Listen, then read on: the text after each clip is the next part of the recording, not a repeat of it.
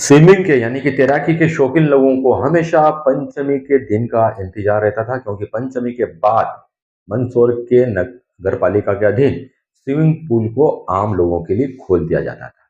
इससे बच्चे भी काफी खुश होते थे, क्योंकि उन्हें तैराकी सीखने का अवसर मिलता था। वहीं पर तैराकी के उस्ताद भी इस स्विमिंग पूल के खुलने का इंतजार किया करते थे, मगर अभी तक पंचमी गए 1 महीने से ऊपर का समय हो गया है, इसको नहीं खोला गया है। बताया जा रहा है इसको ठेका पर देने की बात चल रही है, यानी कि इसको नगर पालिका संचालित नहीं करेगी। आइए देखते हैं विशेष रिपोर्ट। मंदसौर का एकमात्र सरकारी स्विमिंग पूल इस वक्त हम यहाँ पर खड़े हुए हैं।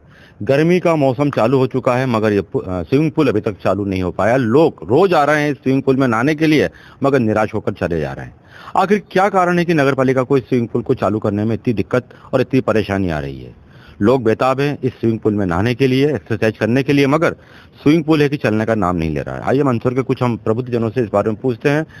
हमारे पास जितेंद्र सिंह सिसोदिया जी खड़े हैं, जो एडवोकेट होने के साथ साथ स्विमिंग के भी बड़े शौकीन हैं, बड़ी शिद्दत के साथ में स्विमिंग करते हैं, और स्विमिंग पूल चालू ना होने से आप भी काफी निराश हैं।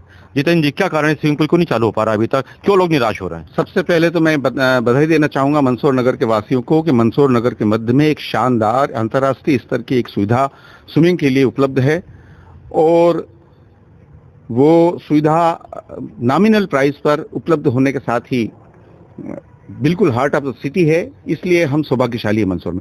अब जो सुनने में आया है, आप यहाँ देख रहे हैं जैसा कि स्विमिंग पूल का पानी साफ हो चुका है, तो स्विमिंग पूल पूरा खाली करके नया पानी भर दिया गया है, फिल्टर प्लांट साफ कर दिया गया है, गैस का जो ट्रीटमेंट प्लांट होता है उसकी रिपेयरिंग कर दी गई, वो कंप्लीट कर दिया गया है, बाथरूम वगैरह की फिटिंग सब कंप्लीट हो गई है, यानी बाकी सारी फैसिलिटीज चालू हो चुकी हैं। सिर्फ इंतजार है केवल घोषणा का कि ये इसको किस तारीख से चालू किया जा रहा है, इसकी घोषणा होनी है। लेकिन ऐसा सुनने में आया है कि इसको ठेके पर दिए जाने का प्रयास किया जा रहा है। तो मैं यहाँ उल्लेख नहीं करना चाहूंगा मंदसौर नगर के प्रबुद्ध नागरिकों को कि उन्हें दो चीजें ध्यान में रखनी है।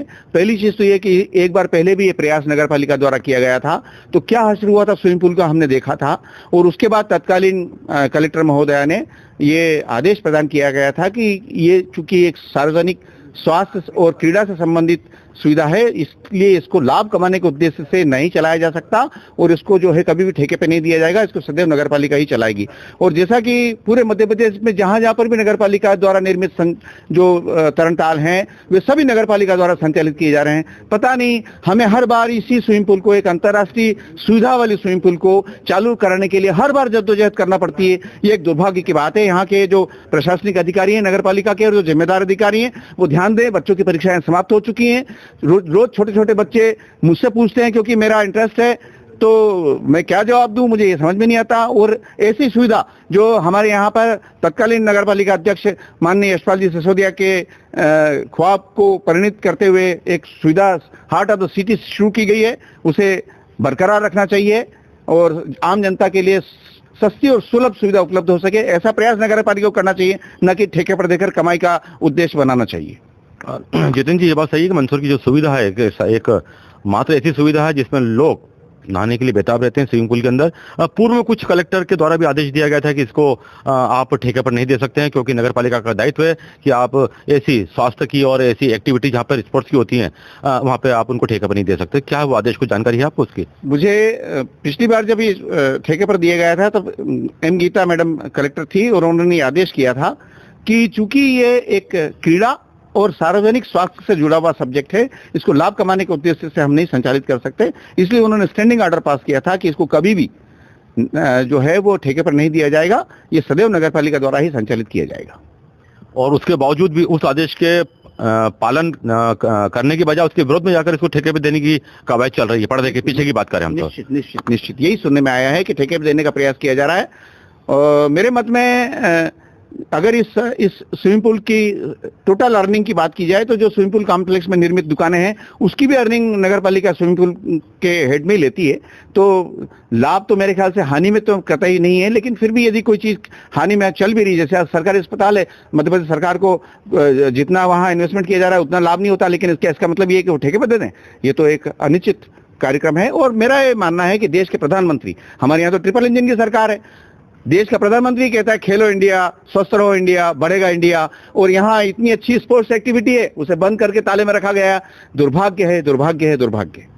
सच में दुर्भाग्य ये मंदसौर के अंदर की जो स्पोर्ट्स एक्टिविटी चलती है स्विमिंग पूल के अंदर, यहाँ पर कई प्रादेशिक और राष्ट्रीय स्तर की यहाँ पर प्रतियोगिता हो चुकी हैं। कई खिलाड़ी अपना हुनर यहाँ पर दिखा चुके हैं और मंदसौर की एक शान के तौर पर भी जाना जाता है। लंबे समय तक हालांकि ये गड्ढे के रूप में रहा, उसके बाद में यहाँ पर स्विमिंग पूल बना, मगर अभी भी ये गड्ढे में जाता हुआ दिख रहा है, क्योंकि इस बार फिर से इसको ठेके पर देने की कवायद चल रही है। जबकि पूर्व कलेक्टर एम गीता का स्पष्ट आदेश है कि इसको आप लाभ का धंधा नहीं बना सकते हैं, मगर उसके बाद ही पता नहीं क्यों नगर पालिका को इसमें घाटा नजर आ रहा है और वो ठेके पे देने की कार्रवाई करने की सोच रही, जैसा कि हमें अभी जितेंद्र सिंह सिसोदिया जी बता रहे थे। अगर ऐसा है तो वाकई में ये मंदसौर के लिए दुर्भाग्य होगा, मंदसौर के लोगों के लिए दुर्भाग्य होगा, जब वो गर्मी के दिनों में तैराकी सीखने के लिए यहाँ पर आते हैं, नहाने के लिए यहाँ पर आते हैं और अन्य वाटर स्पोर्ट्स की एक्टिविटी करने के लिए यहाँ पर आते हैं, तो उनको काफी निराश होना पड़ेगा। क्योंकि ठेका पद्धति आप जानते हैं किस ढंग की ठेका पद्धति होती है। इसलिए आम जनता की मांग अब यही है कि इसे ठेका पर न देकर नगर पालिका खुद संचालित करे